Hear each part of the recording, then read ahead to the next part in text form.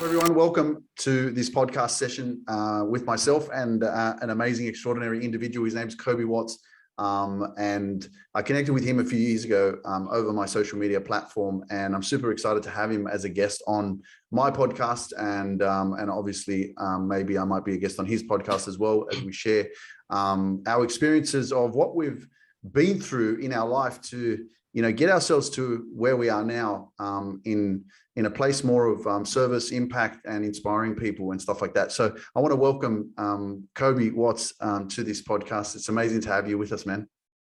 Bro, thank you so much. As you mentioned, we connected a few years back, and I just want to say as well, I do have my own podcast, but I keep it very private for reasons such as I don't really like doing podcasts. And to get straight into it, the reason why is because I just find myself such an awkward person, and I get really freaked out, not of like you're going to hurt me type thing, but my body just freezes. And sometimes I just got sick of it. I was like, why would I try and put myself in that position all the time? Like I love pain, and I love pain in a weird way, but this was just like, it was just like, I just got over it. So the fact that I can be here and have that not happen is a blessing. And thank you for having me on your podcast and, my podcast as well. So it's going to be a good chat. Absolutely, man. And you know what? This is what you're sharing is really powerful, because I know there's a lot of people, like I have a lot of people before they book a call with me to actually like work with me personally, heaps of people bail because they're afraid to actually get on a call. They get anxious and they're nervous and stuff like that. And so heaps of people say, no, so I know what you're talking about. But the other thing, I want to give you a mindset shift like straight away, because what you do on your social media platforms is you're sharing so much awareness and you're being massively of service to people, right? So shift your mindset from thinking about yourself to thinking about others. Right? Yeah. You know how you feel nervous and you're like, but it's not about you, bro. It's about fucking helping people. 100%. And I totally respect that. And I also just want to say as well, I have a mentor, as you mentioned, people call you for coaches. I have two, maybe three, we'll say. But I have two main ones. And one of the things that we've picked up on recently is that throughout my whole life, I've given so much love, which you mentioned, to service online. But sometimes, if not all the time, I've given it to the person who haven't given it to the person who matters most, which is me. Hence the mindset, hence the past I've had. I'm in a good place. I'm doing well. I'm proud, but I have such a long way to go. And I know we all do, but I'm not afraid to tell you exactly who I am and what I'm doing. And you know what, bro, it's just, it's hard to come by people who are like that, yourself included, hence why I'm here, because I have such respect for you, bro, because I don't know your story fully, but I know that you've been in some pretty heavy places, and the fact that you get up and you put a smile on, mate, you put a smile on my face. I dance and shit in the kitchen, but you bro, I do, I swear, but you do that online, and you might not find it that big of a deal, but dude, like it takes courage to turn a camera around and record anything, let alone the stuff that you're doing, bro. And that's why I'm here, because I respect you, bro. I have a lot of respect, and it takes courage to own up and show who you truly are, because we live in a world where people are so afraid to be who they are because of the opinions of others. And you've proven that. Fuck everyone. Sorry if we can't swear on this podcast, but say whatever you want, bro. You've proven that shit does not matter, and being your authentic self will get you from where I first met you, 5,000 followers. Look at you now, bro. You've almost got 1 million followers on TikTok. Yeah, massive. That's huge, bro. Yes, I might have just as much or whatever, but that stuff inspires me, bro. So, there's my rant for like a bit about like why I'm here for you, bro, because like, I'm sure you hear it all the time and, people praise you all the time, but I think a lot of people on the same sort of level, if that's what you want to call it, we don't do that enough for each other. because I guess we're busy or we're helping others or whatever else. But realistically, bro, I am inspired by what you do. And I'm not afraid to admit that, man. So yeah. Thanks, man. I receive all your energy that you just sent my way, man, because that's another quick lesson for anyone, because sometimes we reject compliments, or someone says something nice to you and you just go, oh, stop it. Or if someone tells you that you've got a nice jumper or shoes and you go, oh, it's cheap. I bought it from Kmart. It was only $10. And it's like, it doesn't matter where you bought it from. It's the fact that someone's sending you love. And that's why I always say I receive that, because I'm receiving like what you've just sent my way. I'm not rejecting it, but, the one thing that, like you said, we're busy, when you're staying consistent, when you're building a brand, when you're building a business, when you got, clients and a lot of things to work on, content to create all the time and all that shit, like, yeah, you're flat out.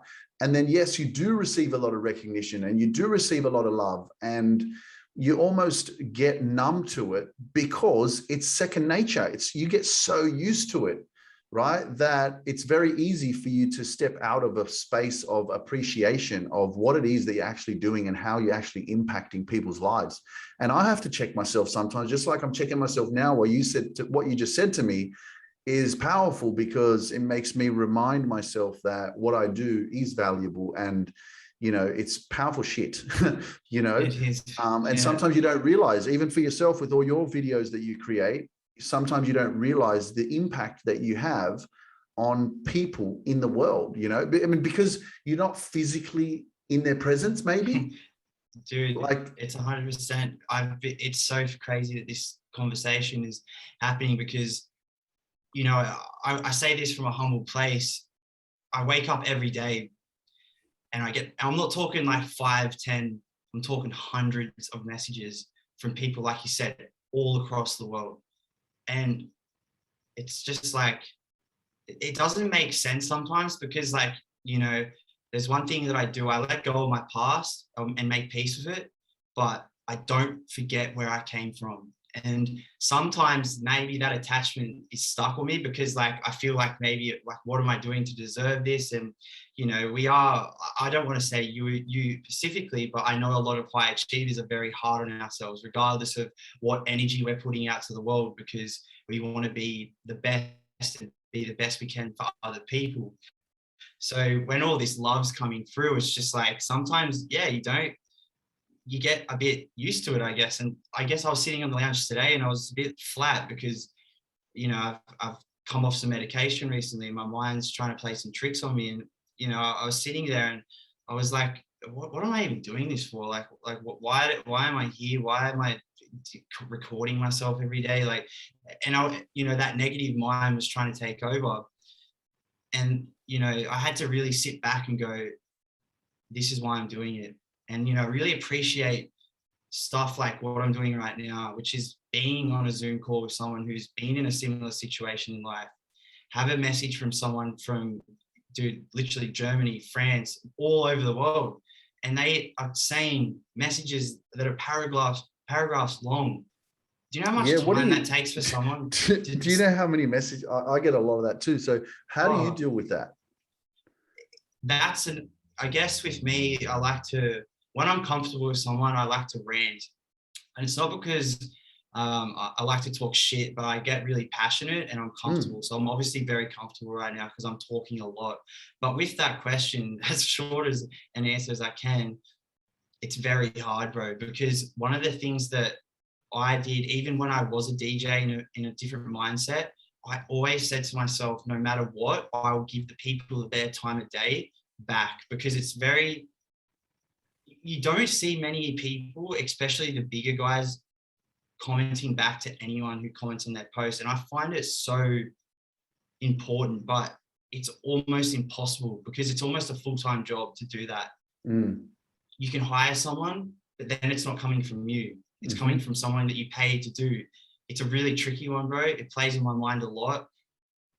I try my best, but and I tell them, I'm like, guys, I feel bad that I can't get back to you, because I truly do.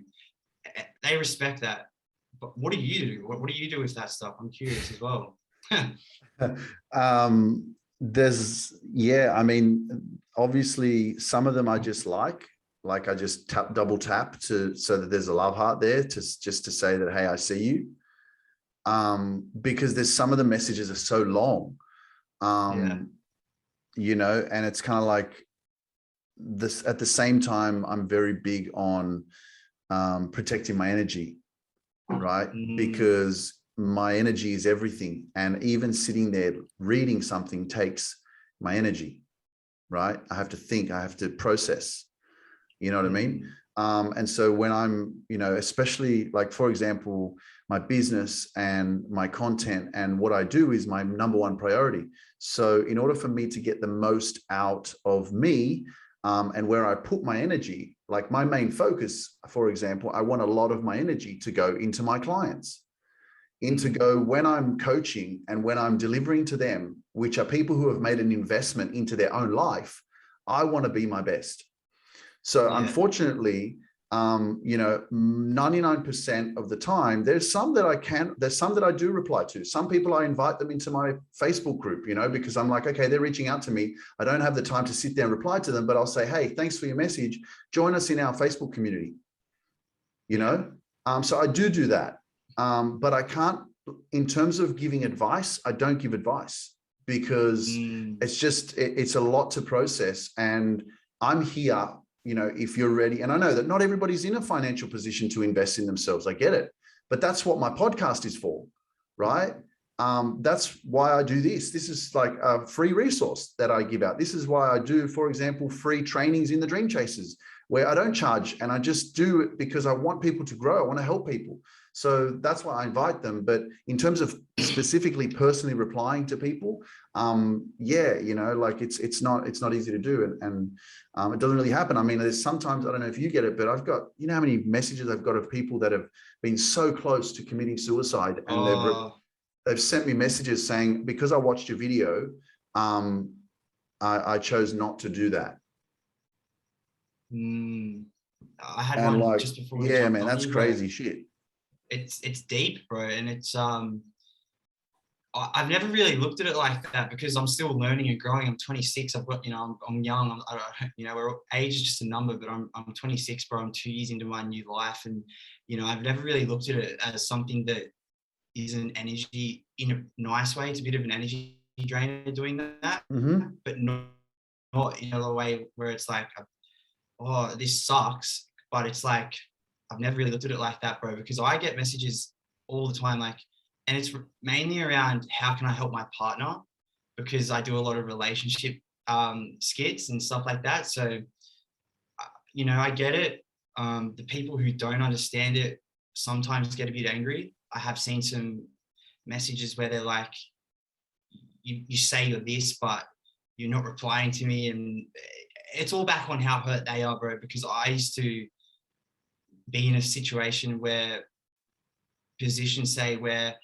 I had a mindset, but I wouldn't message someone and go, oh, you know, you're not replying to me, you're not who you are. But I used to look at things kind of like in an ill mindset because my mind was so ill. And, you know, I understand where they're coming from, but that's a really good lesson that I learned, which was just from you there, about, you know, you want to put your energy into what you do. And for me, I don't have a coaching business, say, but I have other things going on. And if I'm not my, you know, full self, you're not going to get my full self. So yeah, that was really cool. Thanks for that, bro. Yeah, no problem, man. There's also, you know, there's also the part of, you know, the more that you're available, like sometimes if you're just available all the time, and especially from my point of view, if I was out here giving advice to people, then what's the point of working with me? If I'm just giving advice all the time. That's why, you know, I can't do that, because, you know, if you want advice from me, you got to, when you pay attention. Hey, that was a good one. I like that. Right. And that's why investing in yourself is part of, you know, saying, hey, you know what, I want to work with Luke, so I'm going to make that investment. It's a financial investment. It's an agreement. It's a commitment. Versus, you know, if you don't pay for it, it's not as valuable, you know. It's just like, yeah, you don't Yeah, respect it as much. absolutely, 100%. absolutely. Yeah, I man. totally agree, bro. So, you know, I I got to protect my energy there and do what I got to do for business and that kind of stuff. But let's talk about your story, man. I mean, where did you come from and what did you go through? Because I know on your videos, on TikTok, and I see a lot of your videos about ADHD. And to be honest, I'll be honest, bro. I'll say this straight out. I see a lot of your content. I'm like, fucking hell. How many videos on ADHD does this guy make that are so relatable to people? They're always popping up on my feed. And I'm like, yeah. is there really that much to talk about or to create about that? Yeah, just before I get into my story, that's one thing that you know, I don't like to say the word dumb, but I've been told I'm the smartest dumb person you'll ever meet. And what I mean by that is I'm, you know, education wise and whatnot through school, I was, you know, special ed, dyslexic, ADHD, undiagnosed, but, you know, I wasn't the smartest kid. I had like a very hard time putting numbers together and just even sometimes just talking to people. Not that I was like, I didn't know how to talk, but I was just so awkward and weird. But, you know, you said something about how does he keep doing the videos? And when I really, really, really enjoy something, my mind can go to places that I don't believe most humans can. I have such a creative mind, and it's something that I'm really blessed with because, dude, I'm starting to get a little bit over talking about ADHD, but I could go and create something new each day for another 10 years because my mind is just so, it goes somewhere, bro, and it's just so open and it sees things differently. And I don't, you know, I've always called myself a bit of a weird kid. Yes, I'm weird, but not in a weird way where you're like, oh, look at him, he's a weirdo. But like, I'm unique, I'm different, and I love that. And I've only just started to realize that probably about the last year, because when I do get into my story, nothing made sense, and it's actually social media that made my whole life start making sense. So before I start, I just want to say this will be the first time that I've spoken about it. So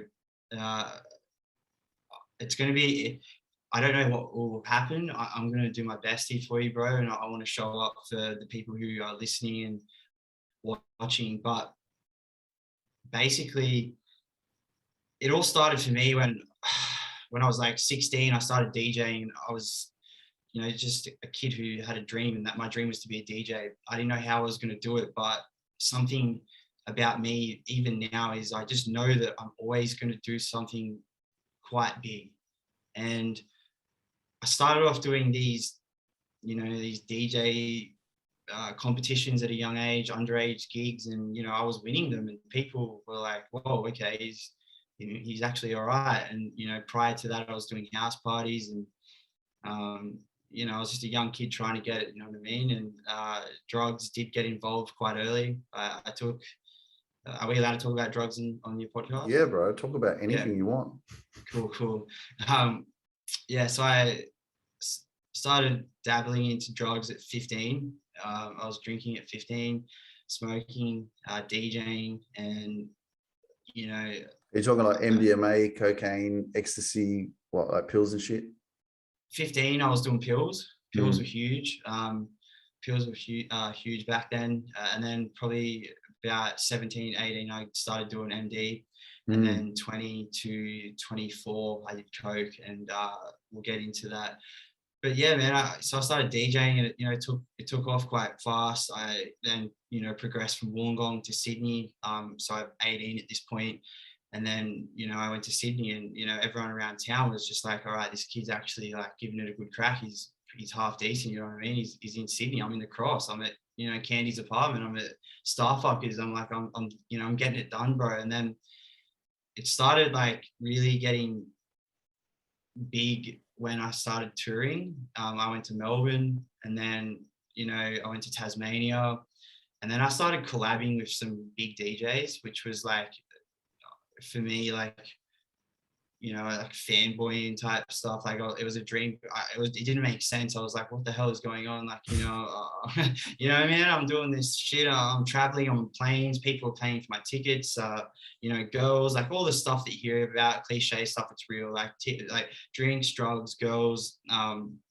You know, I was on a constant high, and then obviously doing the drugs as well. But I never really had much of an understanding about mindset or goals or stuff like that. I guess I did in a little sense, like a bit. I had some sense of what that meant, but not really. I was just so driven on being someone in the DJ scene, and you know, it's, with all due respect to the people in there, it's a very hurt scene because there's a lot of drugs and alcohol, and for people who are doing drugs and alcohol all the time, you're just hiding and running away from who you really are. And I didn't know that at the time, that I'd been running away from my true self all those years from the age of 15. And, you know, there's a reason why I got so addicted to things, because I didn't like who I was.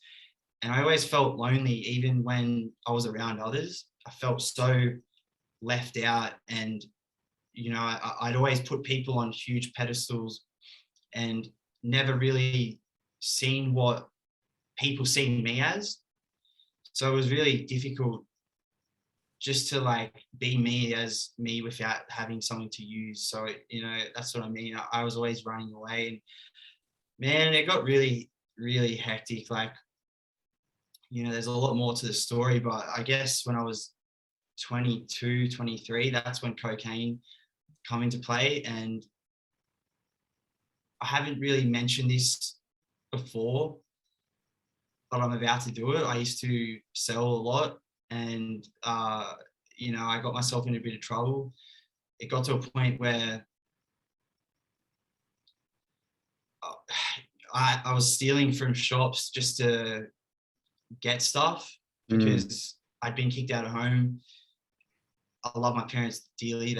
I truly do. They're the best parents in the world. They did their best. But when you're a kid on a crazy mission, like, you got to let a kid learn the hard way. And you know, they kicked me out, and then, you know, I had no money. I had gigs coming in, and I had bills to pay due to, you know, the habits that I did. And you know, it just got so dark for me that I just never learned. And I had so many lessons that most people would learn from, quote unquote, because they were so heavy.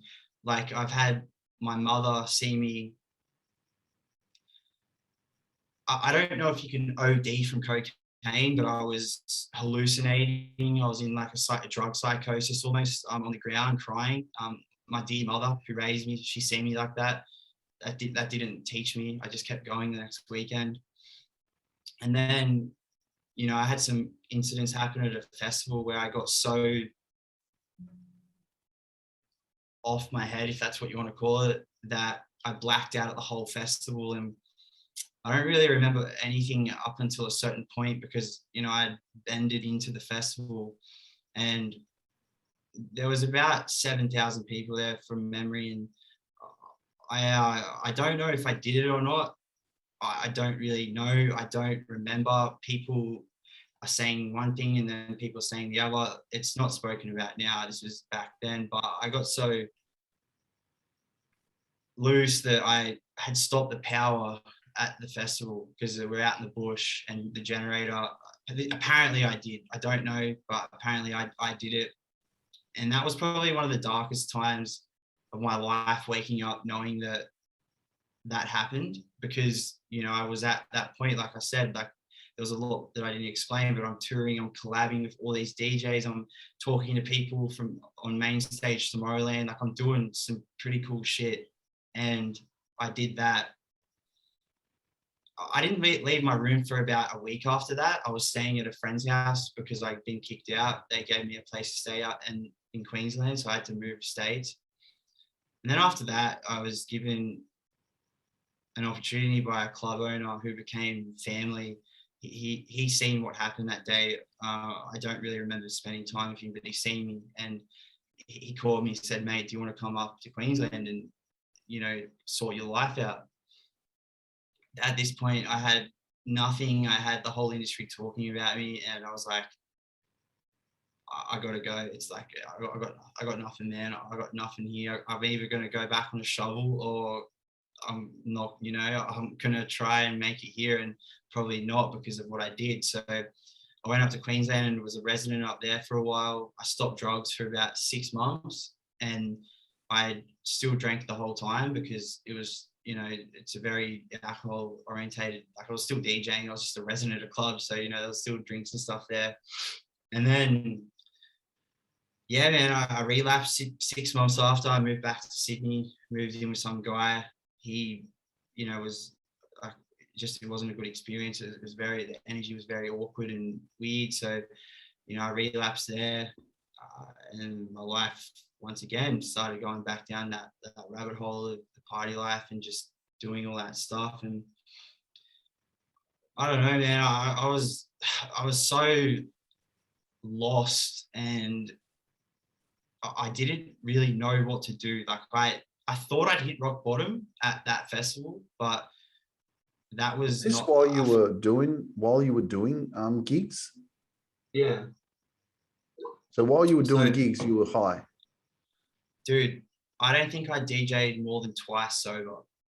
Really? Yeah, I guess like my addiction got that bad that I was doing it every day. What? Pills or coke? Nah, pills was just a weekend thing. Cocaine Weekend was thing? But cocaine you were doing every day? At one point for about 2 months, yeah. Every day? From memory, 2 to 3 months every day, yeah. Yeah. Yeah.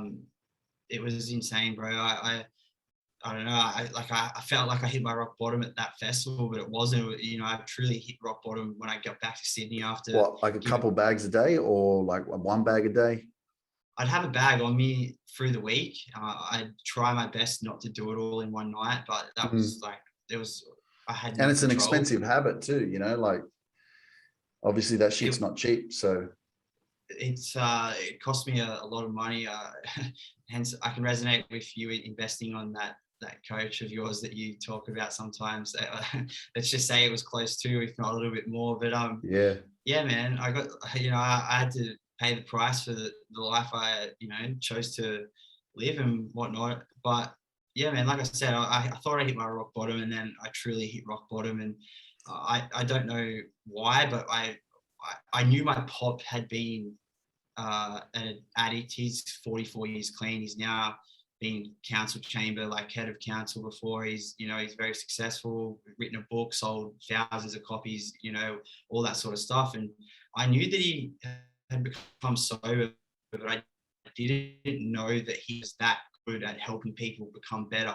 But, you know, the God universe, like whatever you want to believe in, my higher power, you know, directed me there, and I told him everything, and I've been working with him ever since that day, and I've been clean for 2 years. But, you know, I thought I knew what mental health was, bro, up until 3 months after becoming sober. I had something happen that I don't have enemies because I don't hate anyone. Even if you've put, you know, pain on me before or in my mind or whatever, I don't hate anyone because it's a very toxic thing to do. And I truly mean that. But I wouldn't wish what happened to me upon anyone, because I don't believe many people would have made it through.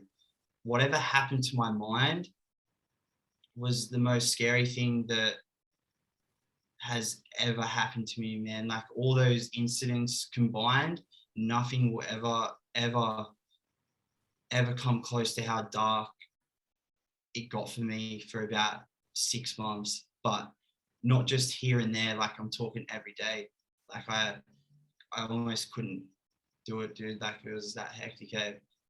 Like that dark that, you know, just felt like I can't do this anymore. It was darkness, but also I thought that I was going to end up in a white padded room because my mind had lost control. I didn't really, well, I say I had no control, but obviously I did because I'm still here. But whatever was happening, it was like I was hearing noises and stuff in my head. It was like I was literally having anxiety times 100. And I was literally like, it was like I had brain fog, but not like, oh, I'm a bit, you know, my memory's not the best and stuff. Like I'm talking like I literally was like dizzy and stuff all the time. I felt like I was tripping over. It was like a detachment from myself, which was obvious, but like, you know, it was just scary times, man. Yeah, I don't know. I don't want to like go too deep, but I have to tell this because it will make sense like of why I do what I do today and why I'm so passionate about helping others. But you know, there was this one day where I was just sitting on my bed and it felt as if like you know those rattle boxes that go like those make those like crackling sounds, like I don't know what they are, but that sound was going on in my mind. And I was sat there and I was almost, it's not because I never felt like I don't want to be here because I don't have any reason to be here. It was just the pain was so intense, bro.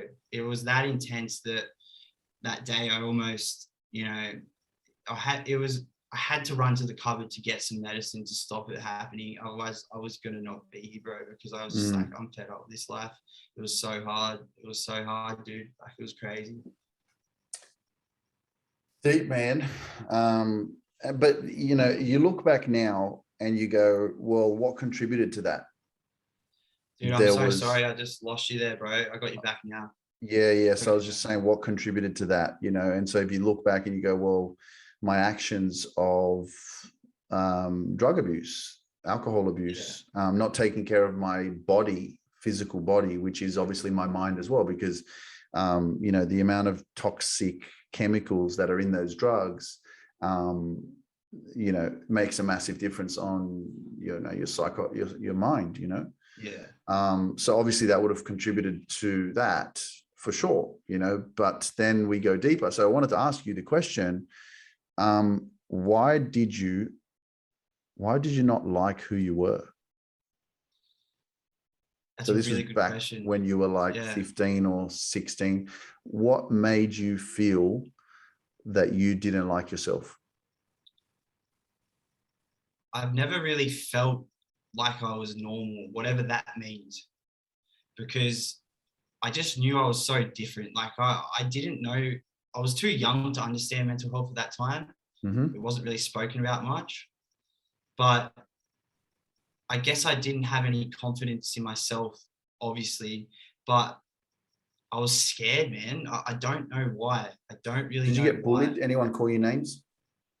I got bullied when I was in year 7, but I never got bullied in primary school because I was school captain, all that sort of stuff. And I was always like, even when I was in year 7 and getting bullied by older kids and stuff, I was always like one of the popular kids. Like I got voted like biggest jock, like, you know, whatever. Like I never really been like a nerdy kid or anything like that, with all due respect to people who are nerds. Like there's nothing wrong with that, but I was never that kid, but I felt like that kid.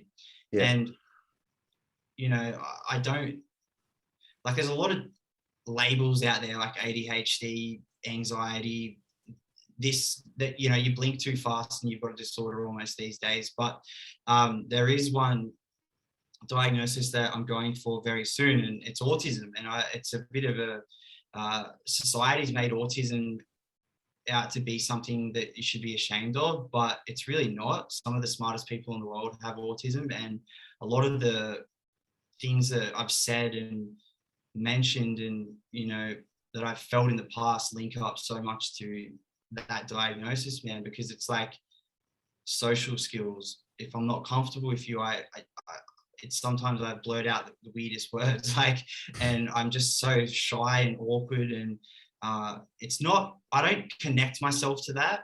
Like I don't wake up and go, I'm so shy and awkward and no one likes me and all this sort of stuff. It's just that I know my mindset has so much more to go. It always will. But it's like, you got to tell the truth sometimes, because if you're not telling the truth, you're not going to grow. Like it's just false, you know, like it's good to manifest and say like all this stuff, but like, you got to tell the truth. You got to be real, raw and honest with yourself sometimes, bro. Yeah. So let me ask you this. Would you agree that possibly, you know, in your time at school, and, you know, you mentioned, you know, did you have trouble with learning? Did you get Dude, I labeled was with special. dyslexia? special ed, right? Special ed all the way through. Yeah. So all these kind of experiences, do you believe that it's possible that by the time you hit 15 or 16, because of your experiences at school, and you not being with the majority, you're in the minority because you feel different, because you're not learning like everybody else. So then you create your own belief of, I'm not good enough, I'm different, I'm not normal. And then you feel a bit like an outcast. And so then you are not accepted by the community. You're not accepted by the majority. So then you make up this decision that, well, there's something wrong with me, I'm weird. Yeah. And then you don't like yourself. 100%.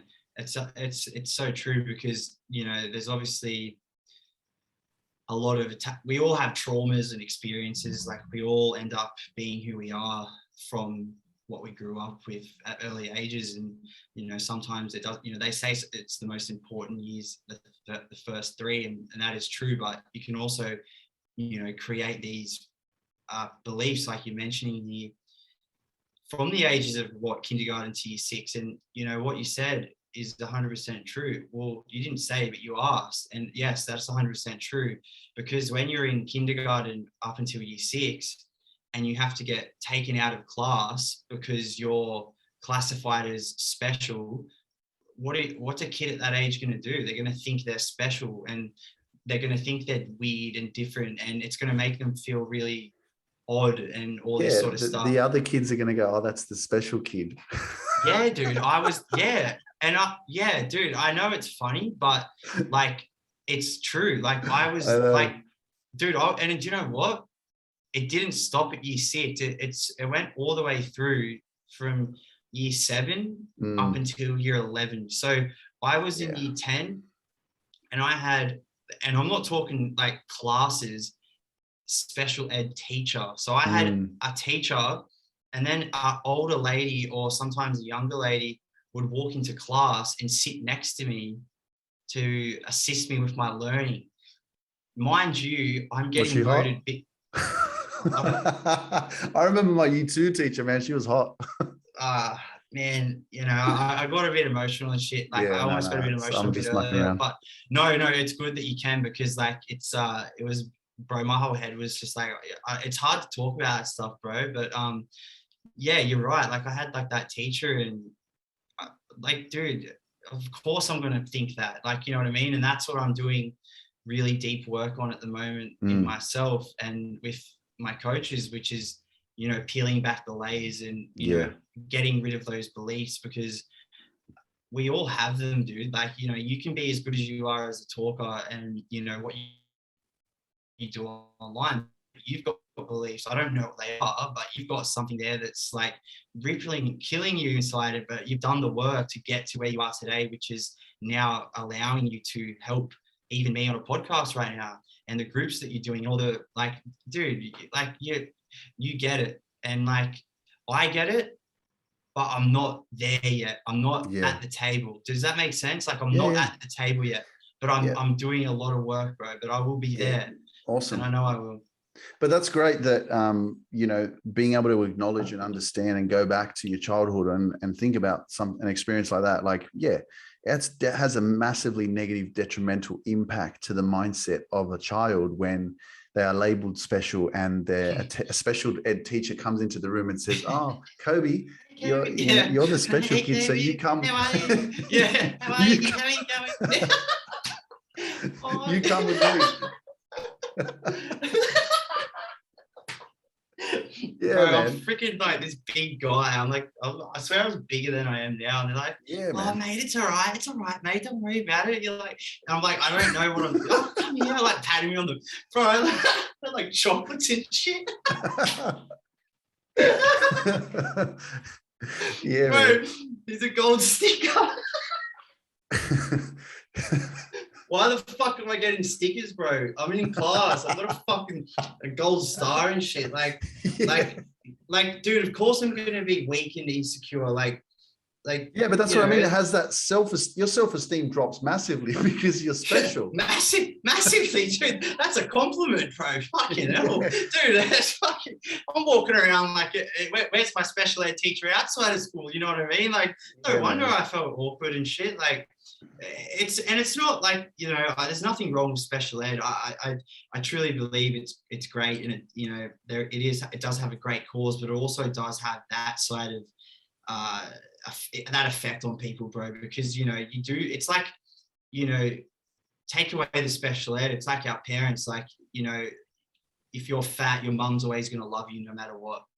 Oh, you know, you're not fat, you're beautiful, you're amazing, you know, so you believe that, like, you know, instead of the special ed, it could be your mother, and, you know, you're older, you're 26 now and you're fat, but no, you're not, because mum told you when you were younger and growing up that it's okay to be like that, when, yes, it is okay to be like that, but you can be better, and, you know, you can be so much more. And that's why I always thank my dad for being as hard as he was on me, because if I didn't have him, I would be the biggest softie in the world. Yes, I have a very soft part of me.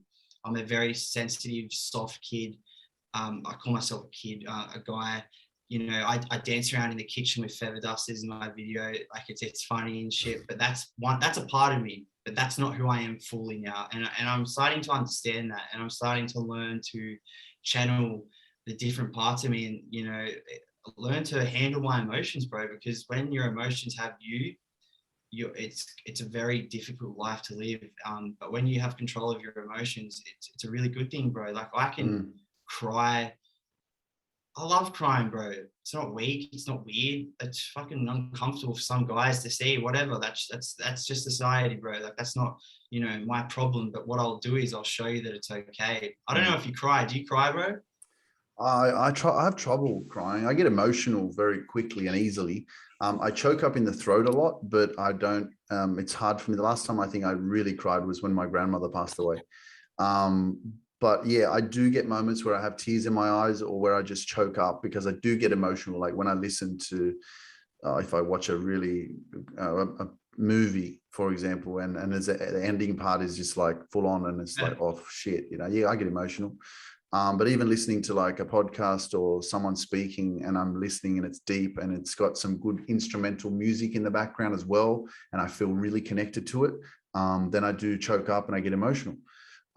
Sometimes when I'm speaking, I get emotional, and I choke up, but I don't actually, like, doesn't just release, like the tears don't just come out. But yeah, I say the same thing too. It's okay to cry. Stop hiding yourself. And a lot of people what I find, you know, in my space with what I work with, a lot of people say sorry when they're crying. No. And it's like, don't apologize. Don't apologize for your emotions. Don't apologize for being yourself. Allow yourself to accept this human experience of what you're going through. It's okay. You know, your feelings and emotions are valid. They're important. Dude, sorry, I just lost you there again. Are you there? Yeah, man. I can hear. Dude, can I ask you a question? Yeah, man. Were you brought up in a culture of, like, the boys, if that makes sense, like the lads, like, you know, like, oh yeah, the lads are going, like, do you know what I mean by that, without being man, you know, I yeah, kind of, man. Like, I mean, my how I grew up was more like, it wasn't, there was a bit of lads, but it was more bros. That's what I mean, like lads, bros, like tough, like whatever, like no crying, no, like, you know, just like tough guy stuff. And I don't mean tough as in like punching on and stuff, but like, you know, you wouldn't talk about this stuff. Is that what you were like? Yeah, man, we used to, you know, I mean, you know, I don't want to talk about other people's lives and shit, but I used to get on it. I used to take pills. I used to, I used to drink a lot. You know, there were times where I didn't wake up to work because I was so trashed from the weekend. And I was labeled, I got to tell you, I was labeled the guy that, you know, if Luke was around, then you guys were going to get wrecked, you know. So I was the bad guy.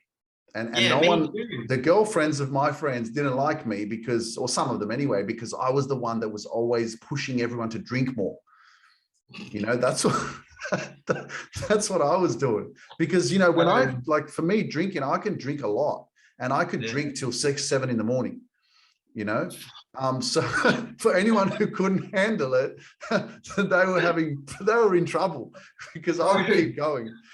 because I share not a lot, but I share your stuff often, and someone messaged me and said, when I share something, they go, "Oh, you two would be trouble together," and I'm like, what has he done? Like, and it's not like what have you done, but who were you, I guess, and it makes sense now because I don't know who the girl was. She was a DJ actually from Sydney. I forget her name, but she obviously knows you and I, and she's like, "Oh, you two are trouble," and I'm like, I obviously had some idea of what she meant, but I think just from what you've said there, you and I back in the day would have been a long night or a long couple of days. Yeah, bro. Look, the one thing that I relate to, and a lot of your story I relate to, man. But the one thing, especially when you talked about labels and you talked about, ADHD and dyslexia and all these kind of things, right? Autism. The one thing that I try my best to, as much as I appreciate the diagnosis, because obviously we need to create a space for people that have specific kinds of minds, for example, whatever. Okay. But most important, like, for example, what I say, right, is instead of saying that you're depressed, right, you say that I'm going through a depressive experience, right? And the reason why we do that is to take away the label of programming your mind to believe that you have depression. Because 100%. When you say that you have something, you're basically programming your mind to believe that that's who you are. 100%. And if you connect the word depression with low moods, feeling like shit, feeling worthless, not wanting to live life, fucking, if you think about that, that's shit. It's all negative. That's shit. It is very negative, right? So if you say I have depression, fuck, man, that's really toxic. And dude, so many people I will let you continue, but so many people need to hear this, because I don't want to go around being like, I'm the ADHD guy. I don't like being called that guy. Okay, well, okay. Let me just finish this, and then I want to ask you a question. So for example, I could have easily been labeled dyslexic because I fucking hated school. I was shit at it. I was always getting shit marks. I was stealing fucking phones from the back of the room from other people's bags. I was in trouble. I was getting suspended. I remember I stole the phone from one of the rooms. I hid it in the toilet, and then someone saw me hide it in the roof of the toilet. And then I was up in the coordinator's office, and he was like, "Where's the phone?" And I can't remember his name, Mr. Wellington, maybe. And he goes, where's the phone? I go, "I don't have it." And then I said to him, "Jesus knows that I didn't take the phone." So I was bringing religion into this as well, because I was like trying to convince him. Manipulate him with religion. Yeah, I was trying to convince him that I didn't do it, because I was like, Jesus knows I didn't do it. It wasn't me. But fucking oath I did. I stole it, man. And that's the thing. I was hanging around some people that were probably not the best for me. But again, why was I attracting those people? Because I wasn't paying attention at school, either were they. And we were bored and we didn't like it, right? So I could have easily labeled myself as being dyslexic. I finished year 10, I went and did carpentry. Then I went back to TAFE and did year 11 and 12, which I fucking did shit at anyway, because all I was doing was, having a relate. We had a new girlfriend, and then it was, so I could have easily said I'm dyslexic. And that's where a lot of my beliefs came from, but also, Coby, comparing yourself to others. I would compare myself to all my friends around me, most of them went to university, they got apprenticeships. And so what happened to me? I was like, well, fuck, I'm dumb, or I'm not smart, so I didn't know what to do. So I just got a job in a call center. Right. So, and then I can see you being very good at. Yeah. But then I spent all my money on gambling while after I got my pay. Dude, I'm so glad we I was at the pub playing pokies, man. I was playing pokies every fortnight, losing all my money. I'm so glad we met now and not back then. Yeah, man. Oh, So, mm, so now I could have easily stuck to that. And that's the thing. I created the belief that I was not good enough. I was worthless. I'm not smart. I'm not intelligent, all that shit. Right. Because of, my experiences, but it's bullshit. I'm fucking mm, smart. I'm intelligent. I can mm, learn whatever I want. But if you label yourself as that, well, then you're always going to think that. yeah. You know what I mean? And I- so that's why it's very important to be mindful of what you say to yourself, because you're in control. You're the one that can program your mind to believe whatever you want to be. So you're not your past, you're who you choose to become. That's the power, right? But I want to ask you, man, you and what you do right now, because yeah, a lot of your videos do have things about ADHD. Is that about marketing, or is that about building your growth on your social media platforms?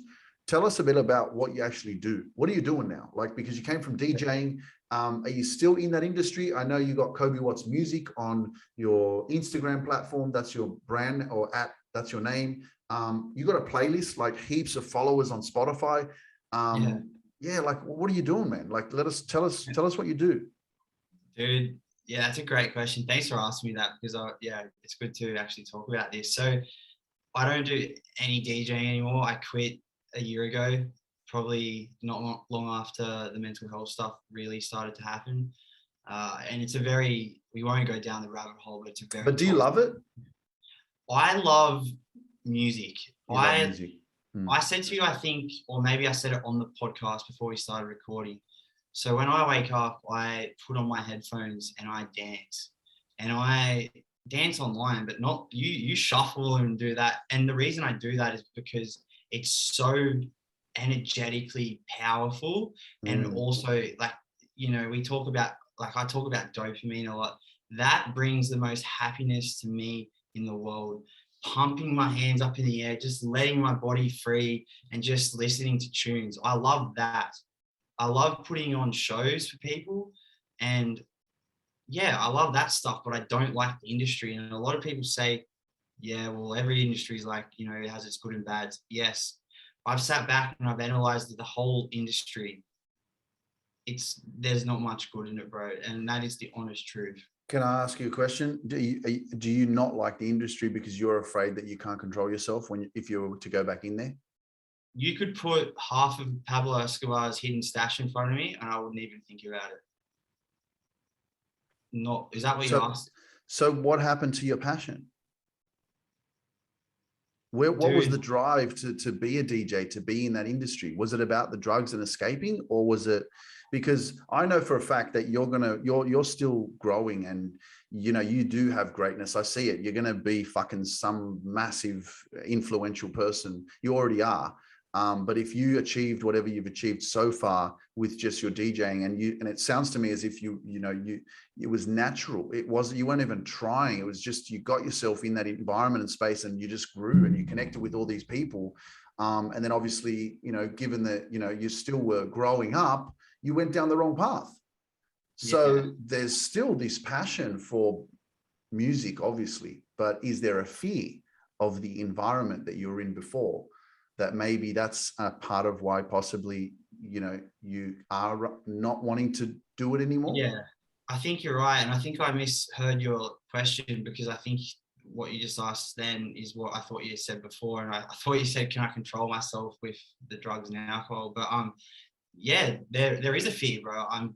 I get a lot of uh, anxiety and whatnot. I remember the show that was my last, well, it wasn't meant to be my last show, but I finally decided that I am not going to do this anymore. It was because I walked in and there was people everywhere. Like, it was packed. And I just had this full on panic attack. My whole Mm. body just started, like, not shaking, but tingling. And it was insane. And I just walked upstairs and just started crying. And I'm like, I can't do this anymore. And I don't like to say can't, because, I could, but I didn't want to do it anymore because of Mm. that. So maybe there is a lot of fear there. And maybe I'm a lot, scared to go back because of, what I've labeled it as we talk about labels earlier, like what I've labeled myself to look at it as. But I do love music, bro. I still have that playlist. I do, I recently just signed a deal, not because of my music, but to promote other people's music with one of the biggest labels in Australia. So, the universe is telling me something, you know what I mean? Like I don't know what the future holds for music. Like I just mentioned, I just signed a huge deal. So like, I'm working with people in the industry again, which isn't scary for me at all because it's doing TikTok videos. Obviously, a lot of my videos are ADHD related. Yeah, so tell us about that, man. What's the, like, a lot of them you post of that. So what is your main purpose and core message that you put out on your social media platforms? I mean, a lot of it is Yeah, ADHD. Is that what you're focusing on right now? yeah, Mental health? definitely. Yeah, mental health, bro. I just want people to know that it's okay to be the way that they are, but it doesn't have to stay that way forever because Mm. I am in society known as the ADHD guy, but I am not the ADHD guy. I'm Coby. I'm just telling a story, and dude, I didn't even expect this to happen. Like, I was a DJ, like very successful at that, but I posted a video about ADHD one like a year ago, and so many people resonated with it. And because I'm so driven in anything that I'm really trying to pursue in, I just went, yeah, this is it. Like, I'm going all in on TikTok. I said to my diver friend, Sam, he just recently was in the Olympics. He was at my house and I was in a very dark time. I said to him, I said, mate, I'm either going to pull the pin on social media and get a job, or I'm going to go all in and just like, I don't know what I'm going to do, but I'm going to do it. Because I just quit DJing. So all my income it had stopped. My mental health was that all over the place that I didn't really have. Dude, I was doing whatever I could, like in a good way to make money. Like it wasn't, I was cold outreaching, like all that stuff to, help people with their socials. But yeah, man, it just led into this mental health space. And now I guess I didn't ask for this, opportunity. Like I didn't really say to my higher power, like, I want to be the guy that tells people with ADHD that it's okay. It was given to me. I feel like it's my job now to continue. The message hasn't been fulfilled yet. Like the message isn't over, because right now, all I've done is raised awareness and said to everyone, it's okay to be like that. The next chapter is, what are we going to do about that? Because there is so many people hurting out there. And I feel like it would be a shame, and I guess I wouldn't be able to look myself in the mirror if I left it as that and just left everyone just to feel like it's okay. I feel like now I have a job to teach people what we're going to do about it to be better, because I feel like everything that's happened in my life is aligned up to this very moment right now.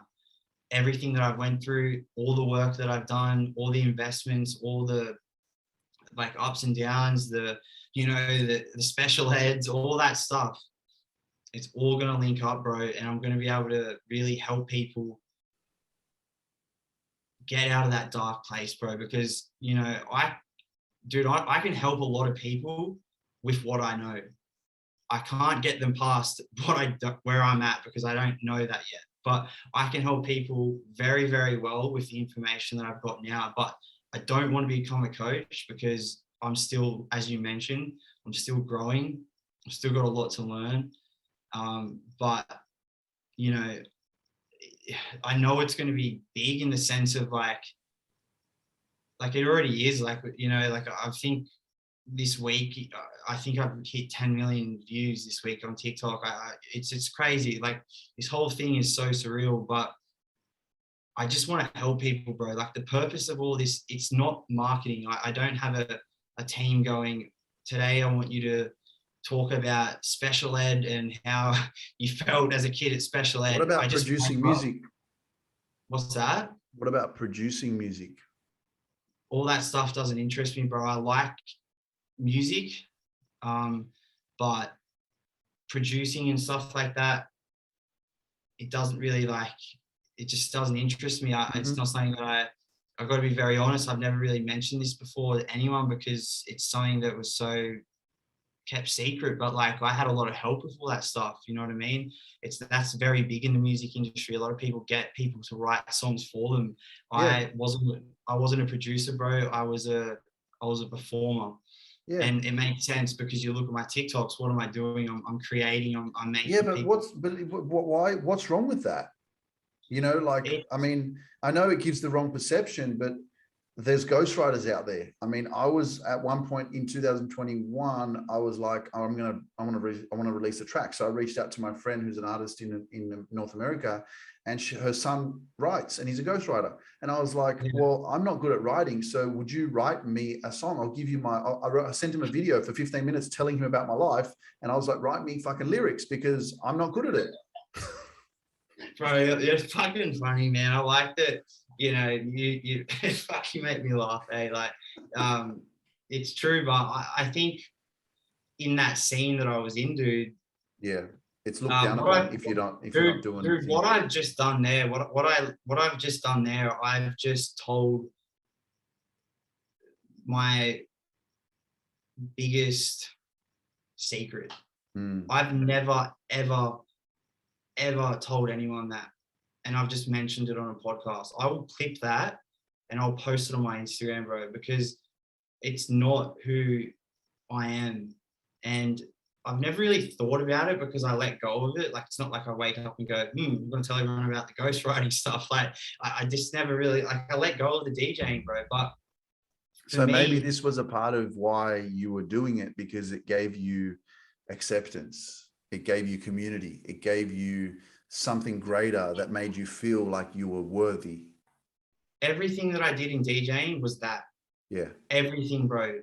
Except for because the passion, bro. Like, I love music. Like, Mm-mm. dude, I love music so much. Like, there's a reason why my Spotify playlist got to 80,000 followers or whatever it is. There's a reason why when I put on shows, they were like, dude, you ask, like, you know, people can love or hate me from who I was back then. They can't take away the fact that whatever show I did, the whole room would just like, it was, you know how you're in the bush, like doing all that stuff. Yeah, If man. you heard one of my sets, man, like you'd be in the bush, bro, for like 2 hours straight. Eh?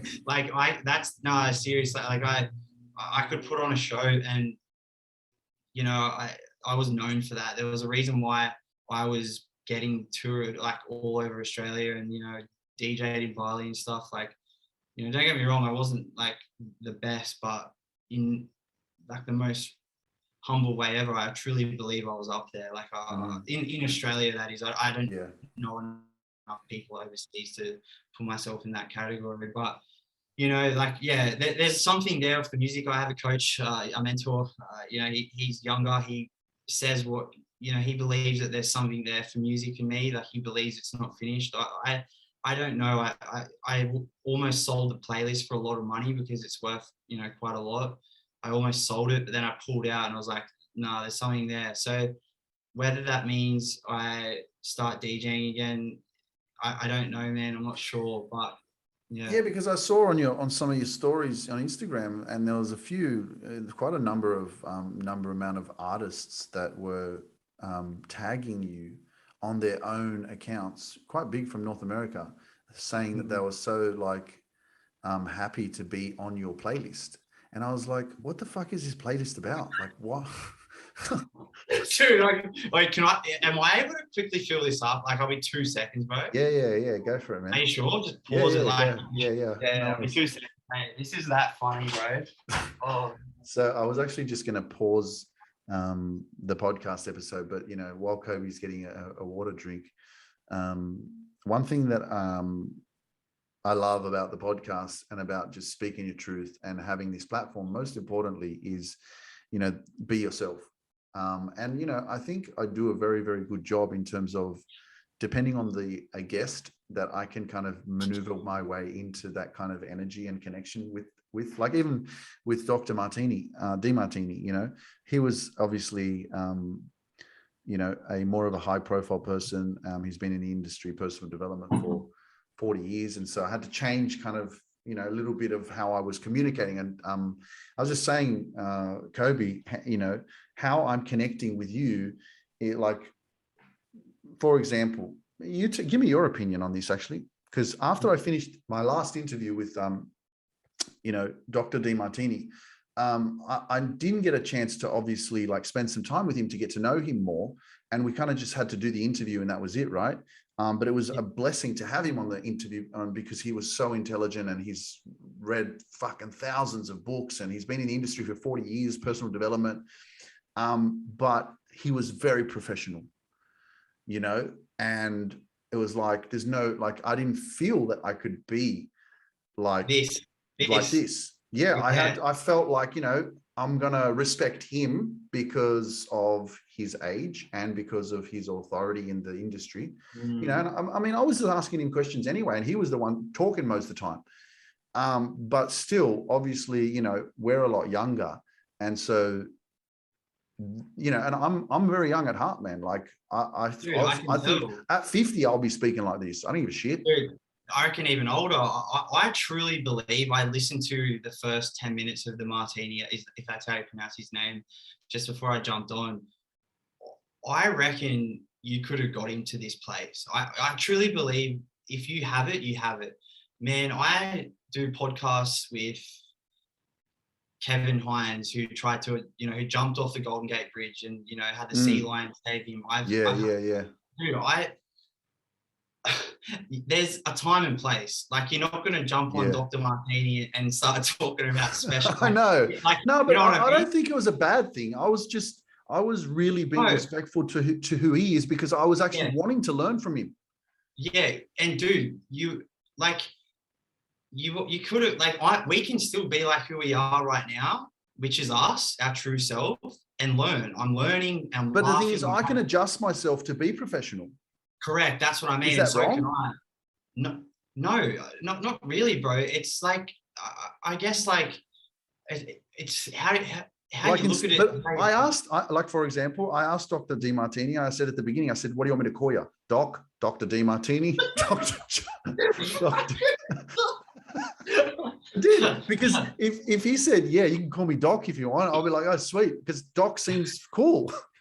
Yeah, no, I totally get what you mean, bro. Because, like, you know, I think it's not a matter of them being more, like, realistically, bro, like, you know, if I didn't know you, right, and I just looked at your platform, I could treat you like, and I wasn't someone who done social media, I could come in and treat you like that. But he's old school, bro. So I know. It's like you're talking to, like, yeah. I guess, like, you just know, bro. You know what I mean? I don't need to overthink it. Like the Kevin Hines stuff, like you did what you did, and you do it well, bro. Like, this podcast has been so fun. Like, I know people are gonna listen to this going, this is freaking. It's good. It's fun. It's fun. It got, for me, I did come in with a very serious attitude. Not attitude, but I knew what I was going to do, which was talk about the stuff. And what you've done is you've got me that comfortable that you're actually getting more stuff out of me. So, like, it's that's what I do, man. That's why people. And I do it too, bro. We all obviously have the similar gift. It's because you're a genuine person, bro. Because, and you know, you're a safe guy to talk to. And I don't mean, like, you know, safe like you're gonna hurt me physically, but, like, dude, like, you don't care. You're not going to judge. And the same as me. And I am going to bring you into this because, you know, you have had a past. Who are we to judge, bro? How can we judge? Look at what we used to do. So, like, why would someone come to us and feel like we're going to judge them? Like, it's just never going to happen, man. And I do this, like, stuff too, where my podcast, a lot of people come on and, you know, I had a UFC fighter on. Did you see the Martini guy? He had the green hair and he got, like, absolutely pumped, but he just kept going and going. I had him on my podcast, and he's from, like, not the hood, but like an area where, like, mental health, like, blokes and just like what. And I got him to a place, not because I tried to get him there, but, you know, I just have that gift of making people feel safe. And he ended the podcast, and you know, I won't say what happened because that was our thing, but he messaged me something as well after that, you know, saying like, far out, man, like, thank you so much. And yeah, it's a gift, bro, to be able to like just like I almost lost my shit earlier because like it's just some of the shit you were saying. Yeah, man. Yeah. Most importantly, it's always about authenticity, man. And the one thing that I really embrace is, you know, I know that, for example, some people, I've seen it on my social media with some of the content I create, and I don't know if you get the same thing, but people get the shits or they get annoyed that I use the F word. Oh, here I'm going, am I allowed to swear? Yeah, like people are like, oh, do you need to say fuck? And I'm like, to be honest, I don't reply to people. I just protect my energy because no response is a response. You know, the one thing for me is, again, authenticity. And some people are not going to resonate with my work and some people will. And my purpose is to be real, you know, and my purpose is not to shrink myself or to, you know, not show up as my authentic self because somebody else doesn't like the way that I express myself. And I think it's healthy because you're giving a little bit more of a oomph to that message that you're giving. And a lot of my podcasts, if you've listened to them, when I get aggressive, Passionate. yeah, I get passionate because I'm trying to wake you the hell up to your greatness or to whatever it is in your life that you're doing that you know you need to stop doing and change. And sometimes we need that good kick up our ass to do that. And so that's why, you know, when I speak and communicate, sometimes I do, you know, I give it a bit and I swear. And so I don't, you know, I like it. Dude, I'm not gonna lie to you. Like I don't just watch. I've listened to some podcasts. Like you know, I'm not gonna say I've listened to freaking more than two, but I've listened to two of them at least. And yeah, dude, you're a passionate guy. You're good at what you do. And like, you know, David Goggins, bro, fucking hell. What about him? Imagine he swears like every 2 seconds, but it's what people need to hear. And some people can handle it, and some people just can't handle it. Dude, you know, I've been known, like in the past, you know, I'm trying not to label myself as a sensitive guy, but realistically, I am. I'm a very, you know, sensitive guy with certain things, but I can handle that hard shit, bro. Like I love that stuff. Like I've got like, you know, mum and dad, my inner child, like, you know, that mum and dad trying to fight, my inner child is trying to fight me. But, you know, if you said to me like, you know, exactly what you thought of me, bro, I would say thank you so much, because like I don't want to pit patter around freaking, you know, like, or like if you, dude, at the moment I put on weight, I'm fat. If you said to me, oh no, you just, you know, you're just a bit like here and there, you just big bone. Nah, like no, that's what I heard my whole life, bro, off my mom in the special ed again, that we keep going back to that. And that's what got me to a place of like, whatever the fuck that place was, bro, it wasn't too great, you know what I mean? So I love the raw, real stuff. It's good. So yeah, man, I'm hearing you, and thanks for sharing that, because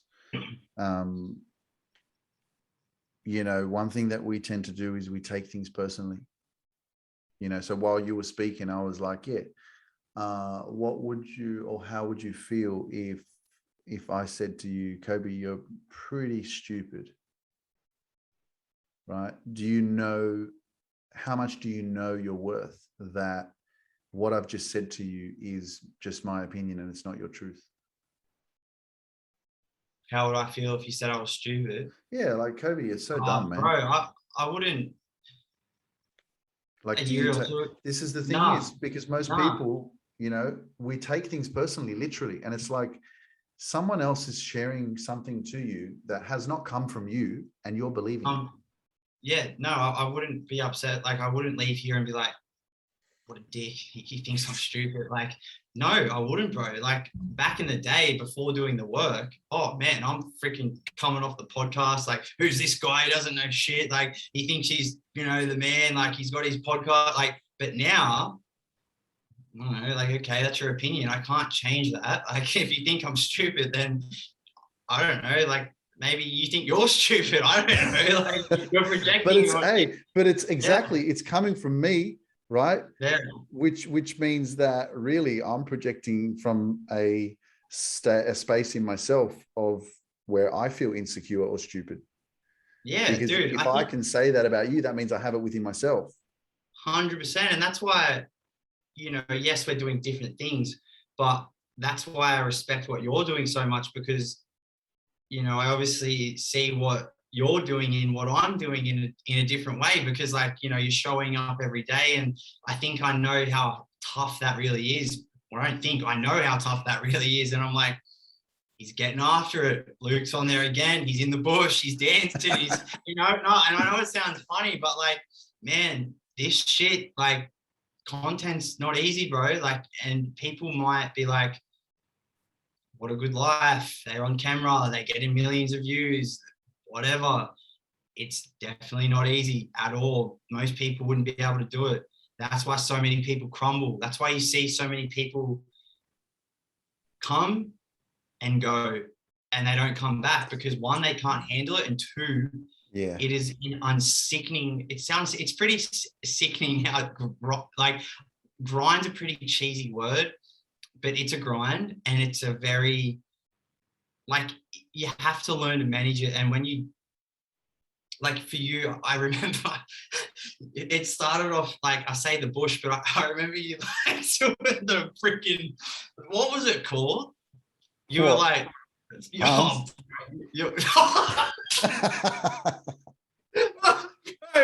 but let's stop there for a second. Look, like, yes, we're both laughing because we know how funny it was. Look at where that's got you today, bro. That Hans is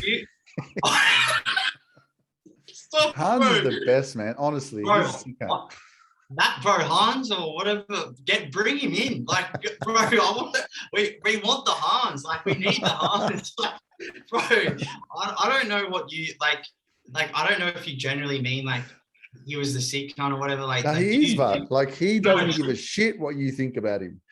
Correct. Do you truly, like, with me, I don't really sit back and go, oh, look at me back in 6 months ago, and I don't really look at my videos and stuff. But could you sit right now and hold a phone and watch a video of Hans and go, I'm really proud of that guy? Be honest. Bro, or are you like, I've freaking been sharing him on my Facebook Reels now. Bro, Hans. If you go on my Facebook account, you'll see. Bro, I need what is it? Do you know how much people love him? Dude, I'm here because of, well, I'm not here because of Hans. Bro, that's how I fucking found you, bro. You were freaking everywhere. I'm like, who the fuck is this guy? Who the fuck is this dude? What the fuck is he doing? Like, bro, I know, like, people probably look at my shit and go, oh, another fucking ADHD video, but like, I'm like, who the fuck is this guy, bro? Do you know how many people? Do you know how many people told me, messaged me on TikTok that because of Hans, they got over their depression? Bro, you bring so much light to people's lives, and it's like, oh fuck, dude, I haven't seen a Hans video in so long. If it's possible, I don't know. I don't want to take away the Hans spotlight, but if there's a possible collab with Hans and myself, I would be fucking all for it, because I don't know what the fuck we would do. I'm pretty, like, I reckon you should try and reach out and do an interview with him. I wouldn't be able to fucking talk.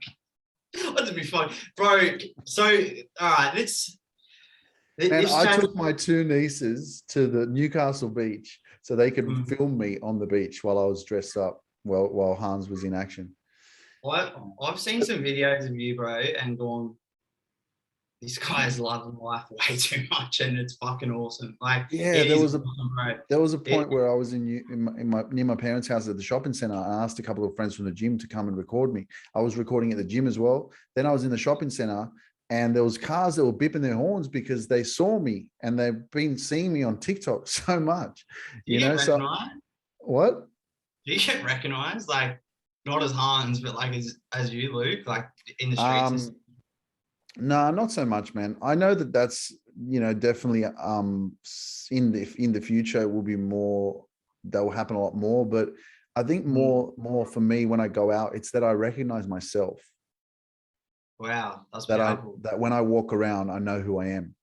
Fuck yeah. And Dude. people don't know who I am. Some, like when I walk around, and that's a pretty good feeling. And the feeling of it is not about validation or recognition from others.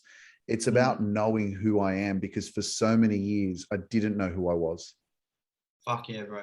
I You know what I respect mean? that so much. No, I And respect that so much. yeah, and that's something that's really powerful when you walk around and you know that you're somebody.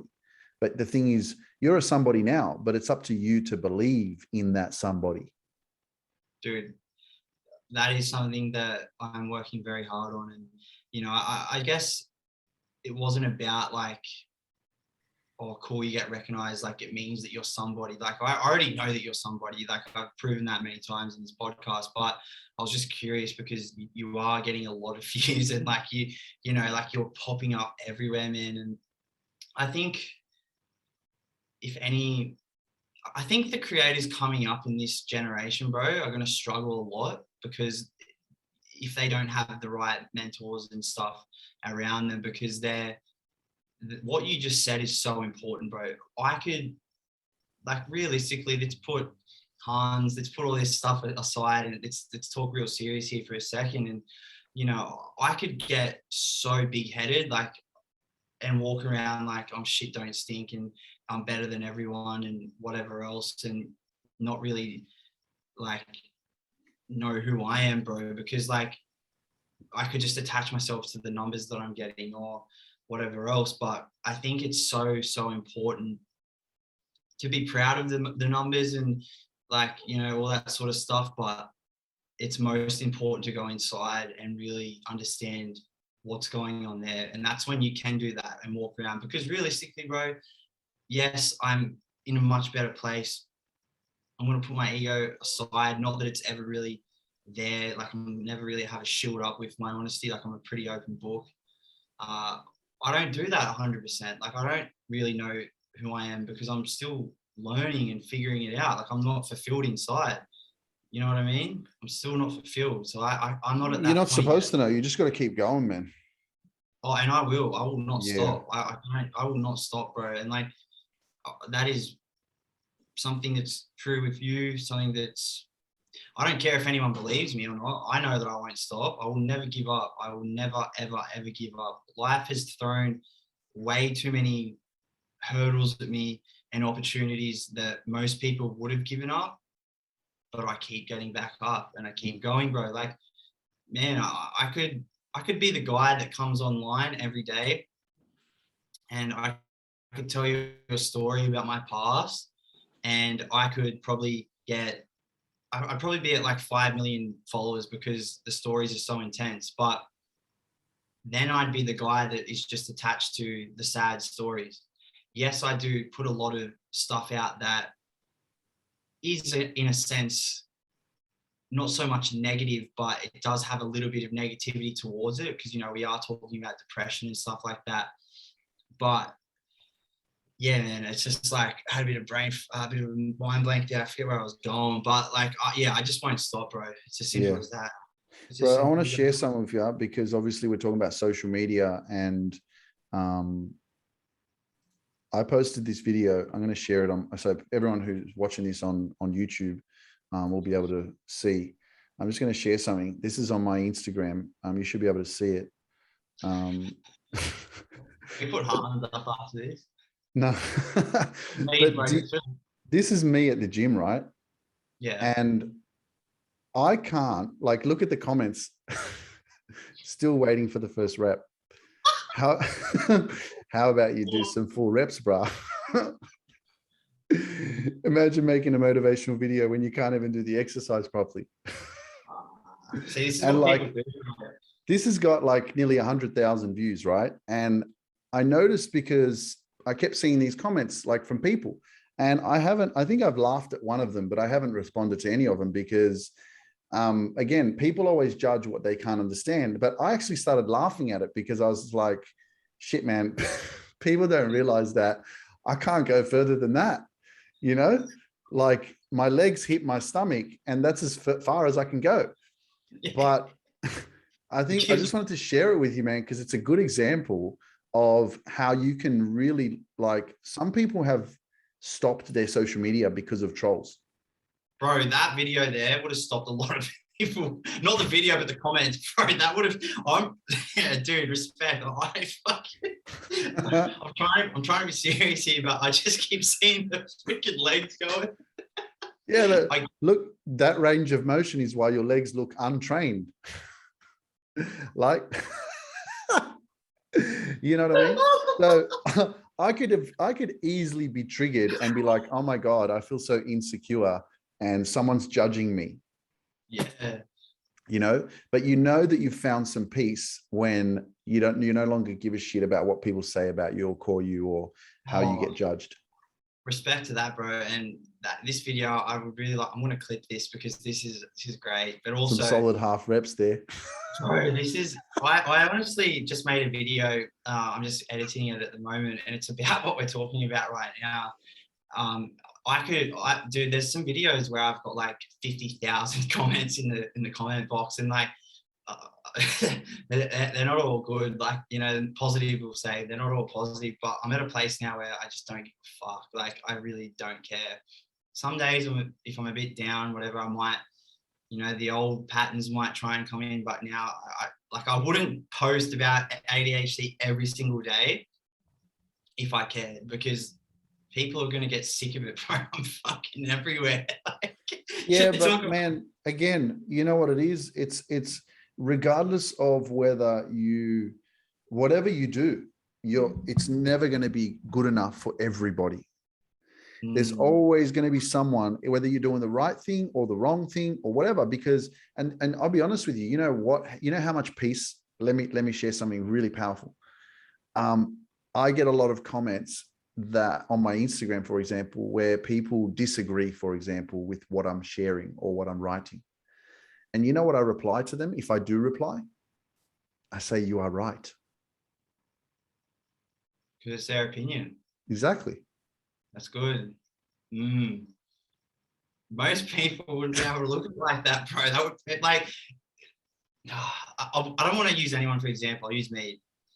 The old me, if you said, oh, you're wrong about whatever, oh man, I would delete the comment, I'd block you, you know, all that insecurity would be like up and about. I think there's been times now where I pin comments that are like that bagging me out and shit, because it just shows that, like, who cares, like, whatever. I had a question that I wanted to ask you. I forget what it was now though.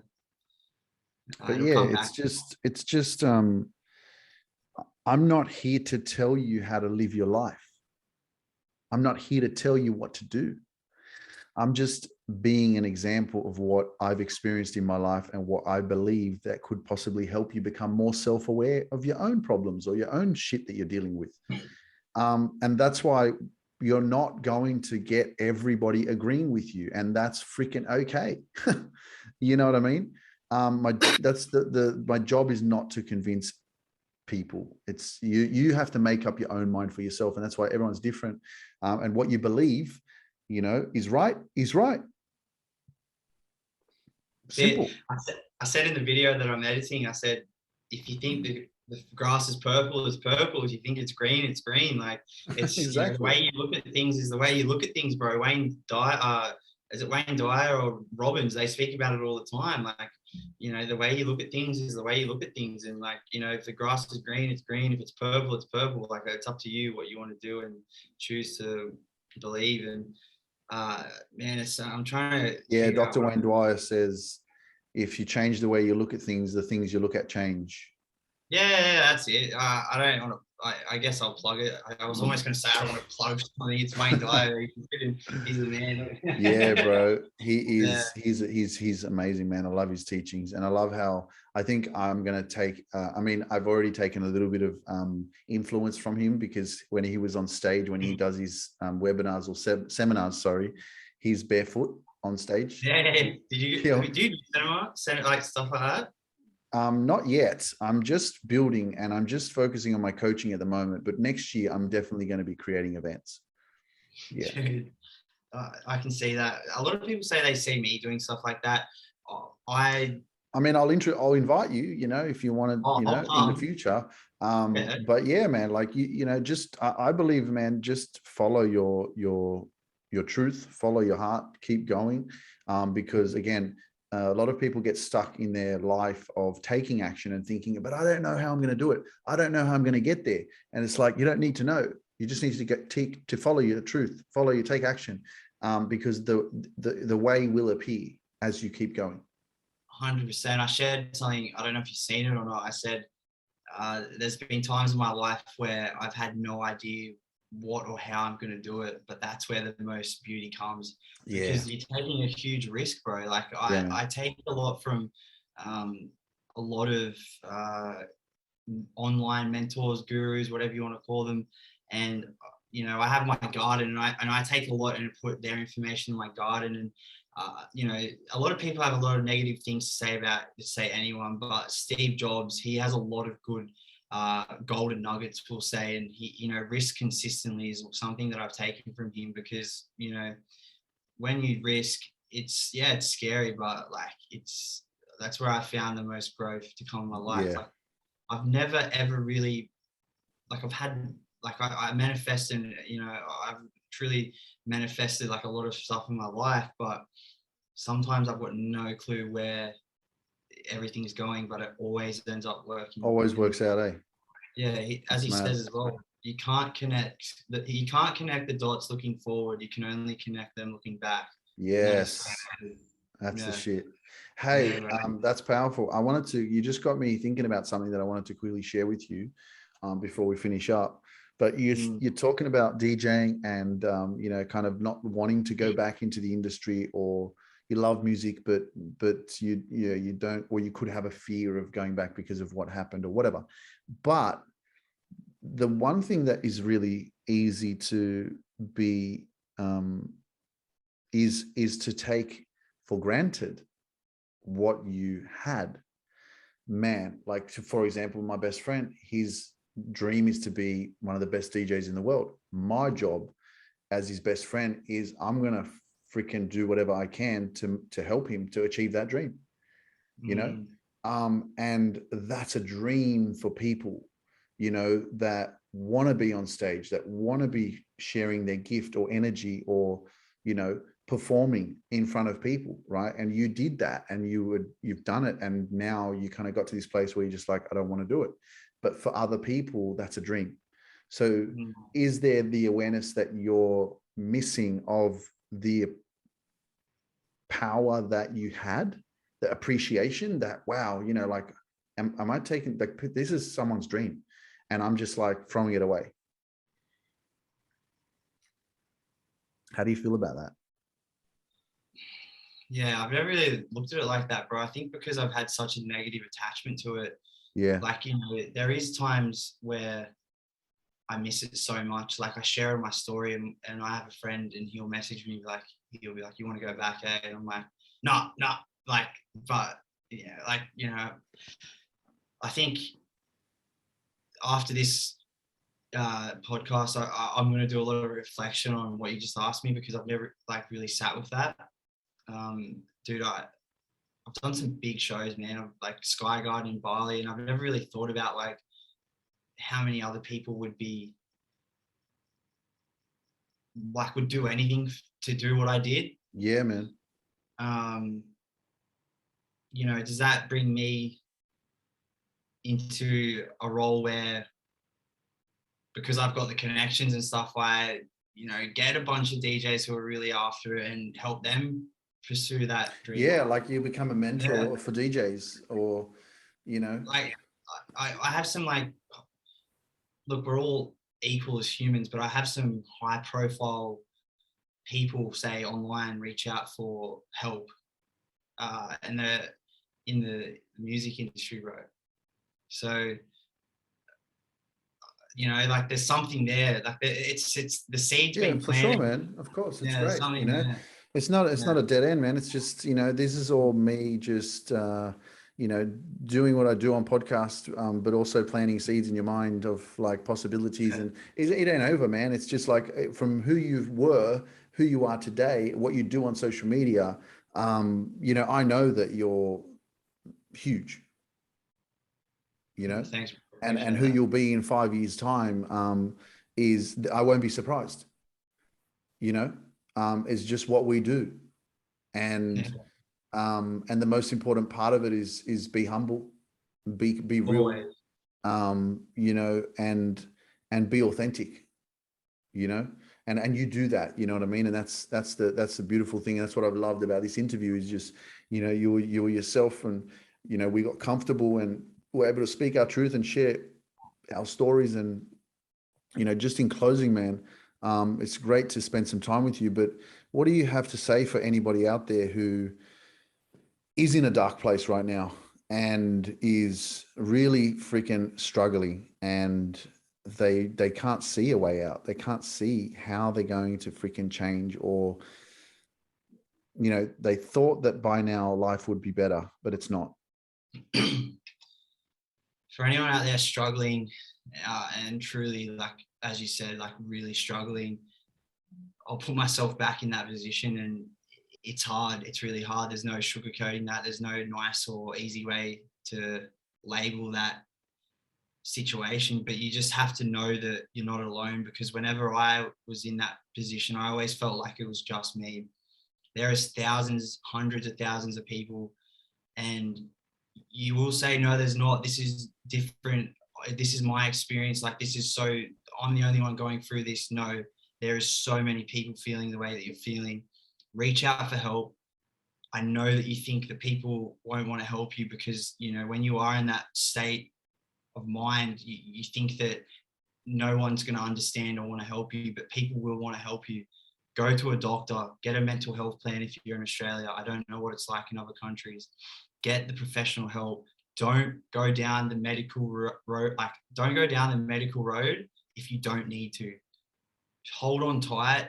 It's like some days just seem like they go on forever, and your mind will take you to places that you never thought it would go to. But I'm telling you now, if I can do it, as mentioned, the special ed kid, no confidence, no, I felt like I had nothing. If I can do it, anyone can do it.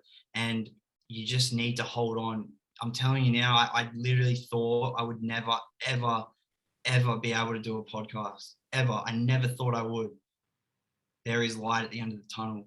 Seek help, know that you're not alone, and just take it day by day. Don't put pressure on yourself. If you don't want to do something, don't do it. Tell people that you really care about. Tell them how you feel. You don't have to go see them, just message them. If they don't understand, they're not meant for you. And that is family as well. Just because they're family doesn't mean that they have to understand. But if they don't understand, that's okay. You just need to do what you need to do and get through it. That's my best advice. Yeah, bro. Thanks, man. Appreciate that. I love it. It's been a pretty powerful episode, man. Thanks for saying yes to speaking your truth and sharing your story. And some of the things that you shared were things that you've never spoken about. And so I appreciate the fact that you felt comfortable enough to be able to be open in sharing your story, because I think that, stories are how we really connect with each other. And for everybody who's listening, whether it's on YouTube or the podcast platform, I hope that you guys enjoyed this. Coby, where can people find you or follow you on your platforms? Do you have a website, or what, or do you have, what do you got? What's happening? No, I've got a website. It's just cobywatts.com. I've also got Instagram, which is Coby Watts Music. So if you just type in Coby Watts, anything on any platform, it'll come up. I have the music only on Instagram because I can't change it. That is one question you asked me earlier. I can't change it because it's got the blue tick. But Anything else is just Coby Watts, and yeah, you'll find me. And it's probably going to be about ADHD. This is my first music video today, actually, so it's funny that we've had this conversation. But thanks everyone who did listen to the whole thing. I didn't realize that we spoke for 2 hours, 2.5 hours. That just shows how much fun we had. And Luke, thanks for having me, brother. I really hope that I don't hope, I know we will. I'm sure we'll do something in the future. And the fact that you live so close is crazy. And I'm looking forward to seeing a bit of Hans when I get off this podcast. I'll bring him to Wollongong Beach. Oh, mate, bring him to the Gong, bring him wherever. But, just briefly before I go, you gave me a bit of a wrap. Mate, I just want to thank you for what you do, because, you do bring a lot of light to people's lives, and, we can laugh and whatnot, but truth be told, mate, you're changing the world, and you really are, because, like, man, you're doing good things, bro, and I wish you all the best. And I don't really need to wish, because the best is here, and it's going to keep happening, bro. So keep being you. Thank you for tonight. Thanks, bro. I appreciate it, man. I receive it all. As well, let's keep growing and putting out the positive energy and the good vibes out there for people, because we're very blessed to be in the positions that we're at, where we had that fighting spirit. We didn't give up, and this is beautiful, because now we give hope to people who are in those darker places, where they see that, wow, there is hope, there is possibility, there is light, so be the light, man. Let's keep shining. Yeah, man. Hey, man. Guys, I appreciate you guys. I hope you enjoyed this episode. I look forward to episode number 131 next week. This was a freaking powerful episode with Coby Watts. Follow him on his social media platforms if you get a chance, and you want to send me some love. Leave me a rating and a review on the Apple Podcast platform, and on Spotify you can leave a 5-star rating on the Luke Mindpower podcast. Remember, this is the #1 motivational podcast in the world. It's a blessing to be alive, and I'll see you on the next episode. Let's go, baby.